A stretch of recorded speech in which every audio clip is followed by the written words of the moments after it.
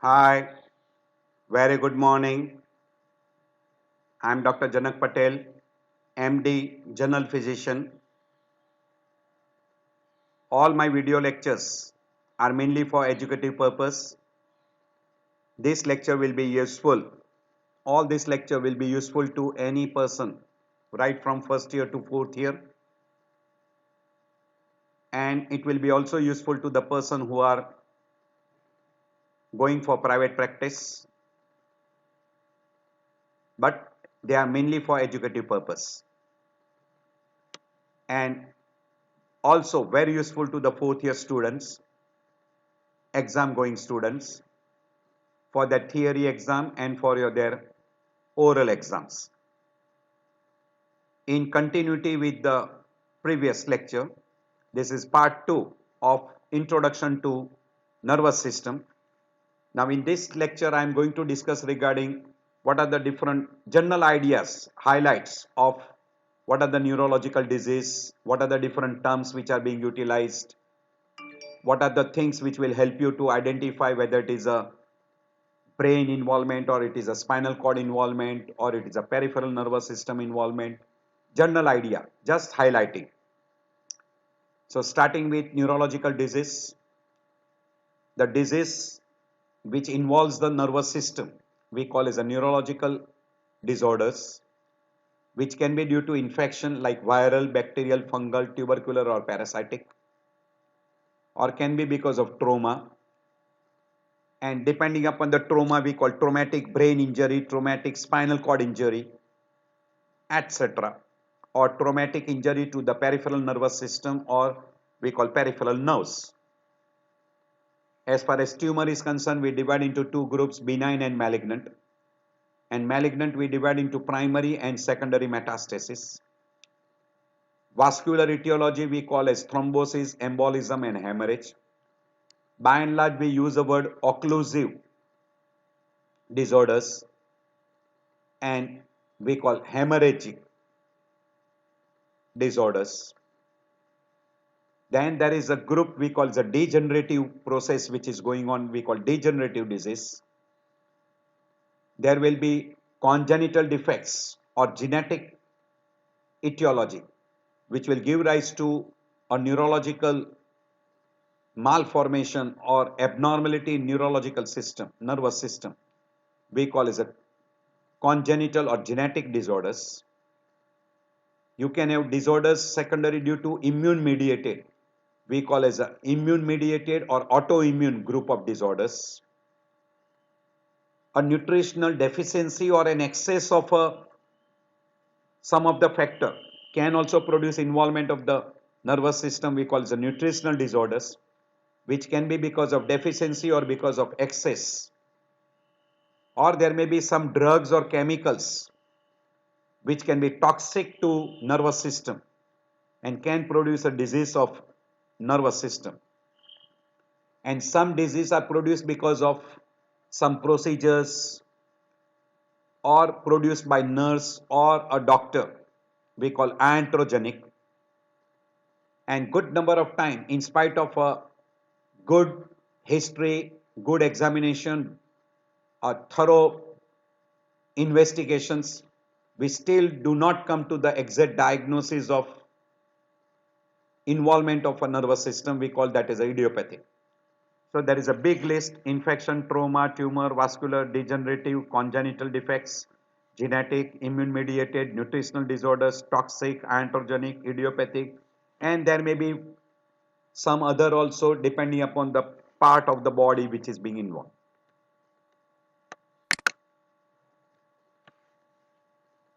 So we do a neurological examination. Mainly our aim is to confirm central nervous damage, which may be damage to the central nervous system or a peripheral nervous system. And by doing that, we want to locate the site of damage. And for locating the site of damage, we have to have a good history, physical examination, examination of central nervous system, and then followed by investigations. And then after finishing that, we should be able to make out whether it is the central nervous system, peripheral nervous system, autonomic nervous system. And if it is a central nervous system and it is a motor involvement, then whether it is upper motor neuron, lower motor neuron, by and large, central nervous system, that is brain and spinal cord, brain will be intracranial, spinal cord will be extracranial, but it will be within the spinal column, and peripheral nervous system is usually outside the nervous system. It is a peripheral branches like spinal cord or spinal nerves and cranial nerves.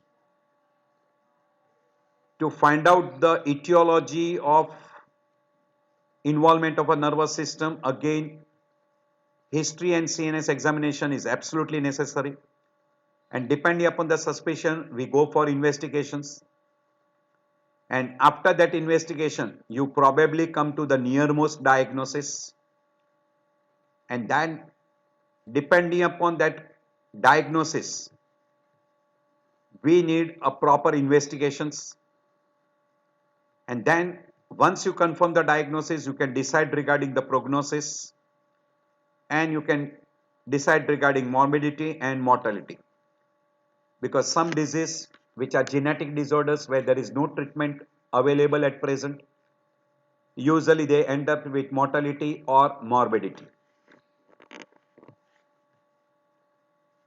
So history, symptoms, origin, duration, progress, personal history, family history, past history is absolutely necessary.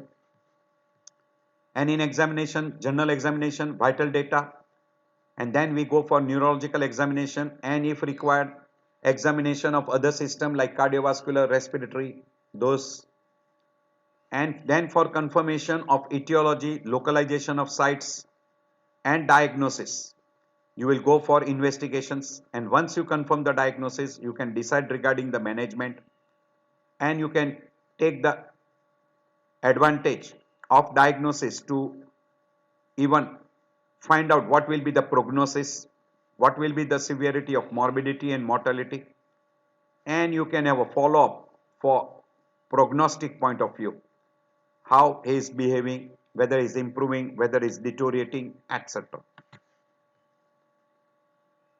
So there are few symptoms which suggest that it is a nervous system involvement like headache, seizures, altered level of consciousness, sensory symptoms and signs like paresthesia, tingling, numbness, diminished sensation, total absence of sensation, loss of sensation, speech disturbances like aphasia, dysarthria, memory disturbances, in a motor system, hypotonia, diminished movements, rigidity, ataxia, imbalance, incoordination, diplopia, dysphagia, ptosis, visual disturbances like hemianopia, quadroanopia, tremors. There are big another list also. In general examination, some of the finding may help you like pallor.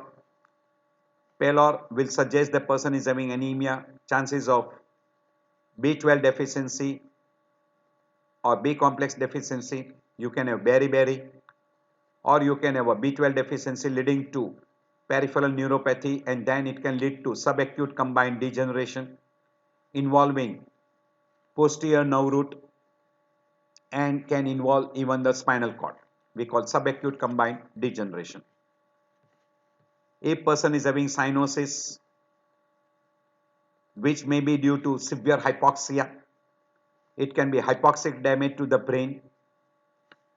A person has come to you with edema, it can be hypoproteinemia.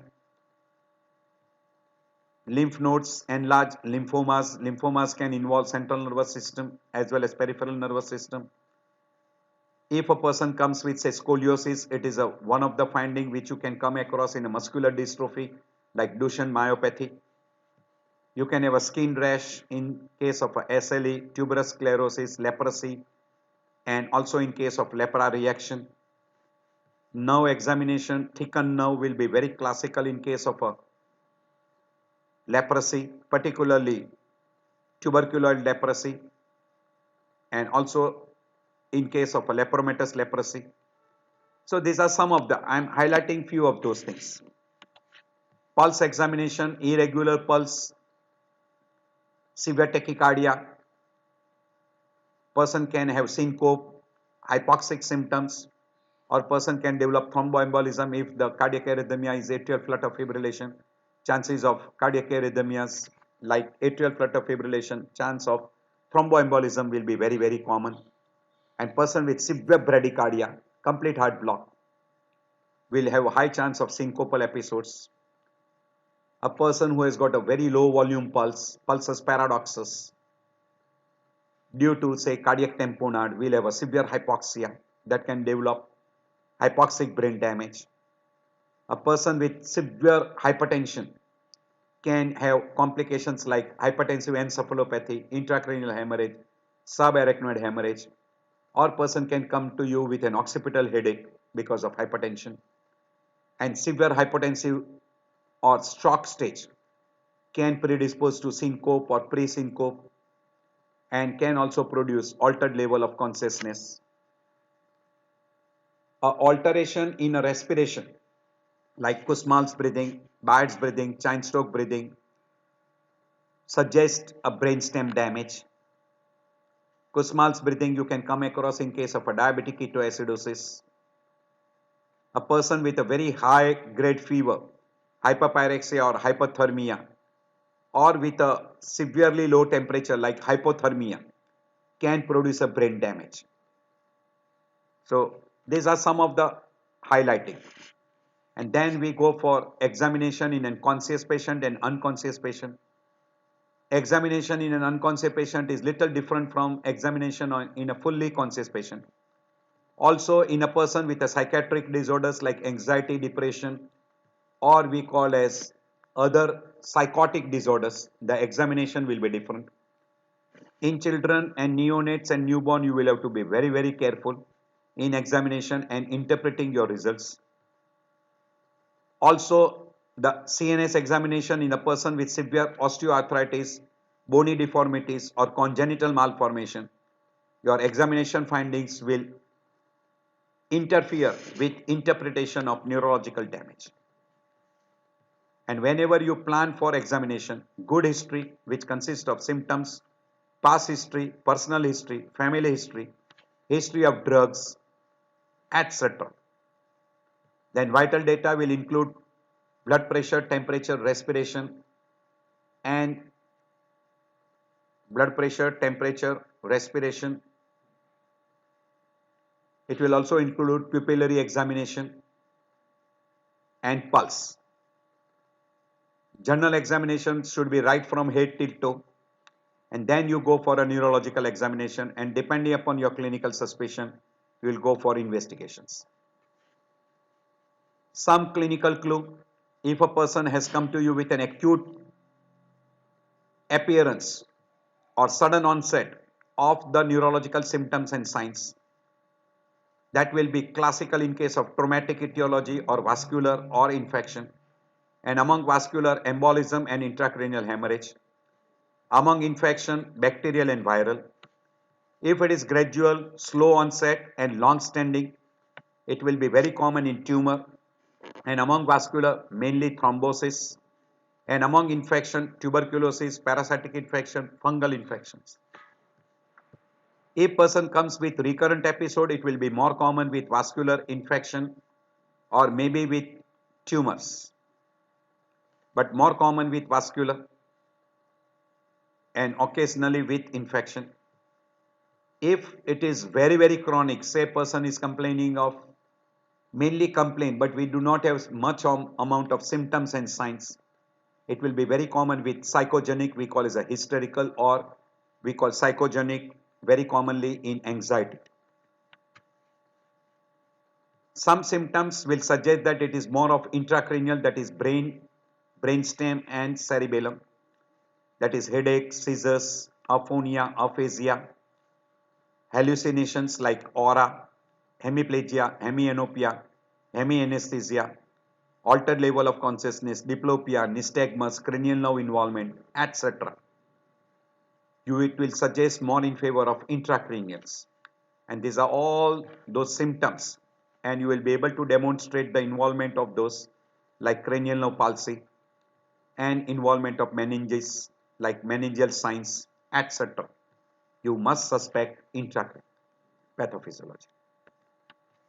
And in that, you require X-ray skull, epilateral, paranasal, sinus, basal view, CT, spiral CT, MRI, MRI angio, CT angio, depending upon what you are suspecting accordingly. You might require a CSF examination to rule out the infective pathophysiology, and also in case of an intracranial hemorrhage. Ventriculography, echoencephalography, burr hole and biopsy, aspiration, EEG, functional EEG, evoke potential, etc. may be a list of investigation which may help you to identify intracranial pathophysiology. As far as extracranial is concerned, mainly involving a spinal nerve root and cranial nerves outside the skull, like paresthesia, local anesthesia, trophic ulcer, wrist drop, foot drop, lower motor neuron palsy, neuralgic pain, paraplegia, quadriplegia, neurogenic bladder, etc. will be more in favor of extracranial pathophysiology. And when you suspect extracranial pathophysiology, investigations usually required will be more of spine examination like spine X-ray, epilateral, MRI of spine, myelography, EMG, nerve conduction study, nerve biopsy, skin biopsy, etc. So if you just by good history and examination, if you are able to differentiate between two big groups, which is involving intracranial structure and which is involving extracranial structure, that is spine and spinal nerve roots, your investigation will be more narrow. So in a case of spinal cord injury, you can come across with involvement of ascending tracts, descending tracts, reflexes, etc. will be more commonly involved. And when you go for CNS examination, I'm just only mentioning the headings, that is higher function, cranial nerves, motor system, sensory system, reflexes, posture, gait and equilibrium, involuntary movement, coordination and cerebellum examination. This will be there in all fully conscious patient, and there will be few things only you will be able to examine in an unconscious patient, because some of the examination you require a fully conscious person. Very rarely we require an examination of autonomic nervous system. You should examine spine, skull and look for meningeal signs in both conscious as well as unconscious person. There are few terminology very frequently utilized, that is dorsal, ventral. Dorsal is also called posterior. Ventral is also called anterior. So you also call anterior and posterior. Which is above the other part we call as a superior and inferior. Which is lateral to the central line we call as lateral. And which is medial towards the midline we call as a medial. These are the words which will be very frequently will be utilizing in neurology.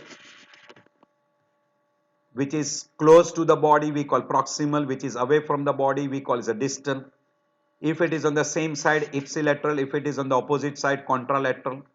Then we have already mentioned coronal plane, which is plane seen from the front. Sagittal, which is along the superior sagittal sinus, and horizontal plane. Then we call palsy, paresis. Palsy is a full blown weakness. Paresis is incomplete weakness or partial weakness. We use the word plagia and paresis. Plagia means complete impairment or total loss, and paresis means partial. We use hemiparesis, hemiplegia, paraplegia, quadriplegia. Hemi means half of the body, upper limb and lower limb on the same side. Paraplegia means two lower limb. Quadriplegia means two upper limb and two lower limb. Atrophy means decrease in the size of the muscle. Hypertrophy means increase in the size of the muscle. Pseudo-hypertrophy means false increase in the size of the muscle, but that muscle is having diminished motor, we call motor power, diminished motor power. Increase in the size but diminished motor power. Spasticity means increased tone, and hypotonia means diminished tone. Rigidity is stiffness. Flaccidity is loss of tone, and in a flaccid muscle there will be diminished deep tendon reflex, while in a spastic muscle the deep tendon reflex will be hyperreflexic. So there will be a big list whatever we have mentioned before. Diagnostic evaluation can be X-ray, skull, spine, or you can go for CT, MRI, PET-CT, SPECT, and you can mix, combine with angio, we call MR angio, CT angio, PET MRI, PET CT. Then you can go for EEG, and EEG will include plain EEG, functional EEG, evoke potentials, etc. EMG, you can go for no conduction study. Study for, we call spine, like myelography. Then CSF analysis, ventriculography, biopsy of muscle, nerve, or part of the brain, encephalography, Doppler, arterial Doppler for 4 vessel studies, etc. You can computed CT scan. This will be CT scan, very commonly done for identifying a soft tissue or a body involvement. Then PET scan. This is PET scan. Then single photon emission computed tomography, it is called SPECT scan. This is SPECT scan. Then MRI, which is magnetic resonance imaging. This is MRI. Then myelography is injecting a radiopaque dye, and that is we call contrast through a lumbar puncture, and then you take the picture. Almost this is nearly outdated. It is replaced by a good CT spine or CT combining with other like PET CT, etc. Or you can go for MRI. This is myelography. You inject the dye and then you take the picture. Then when you inject contrast into an artery and then look for the cerebral blood flow, cerebral arteries, cerebral blood vessel, we call angiography. And when it is combined with CT, it is called CT angio or MRI angio. Non-invasive carotid blood flow studies, you can go for carotid Doppler, carotid ultrasonography, oculoplethysmography, oculodensitometry, etc. There are multiple different ways of doing these studies. You can go for transcranial Doppler, which is also a very good technique, non-invasive technique, can be also done in an unconscious person, and it will be very, very helpful. So you can go for that transcranial Doppler. Then EEG is mainly useful in case of a seizures and identifying the type of seizures, and also it is utilized in brain death. This is EEG. Evoke potential you can go for. When you do the electrical study of muscle, we call EMG, electromyography. When you do for the nerve, it is called nerve conduction study. And in that nerve conduction, you can do for sensory as well as motor. You can do a lumbar puncture, or we call spinal tap, and remove the CSF for analysis. We call CSF examination or CSF analysis. We'll be doing in detail all these topics. Then while doing that particular test, you can go for one test we call as a quick end state test. We'll be discussing in detail. So we go for CSF analysis, and while doing that, you also go for quick end state test.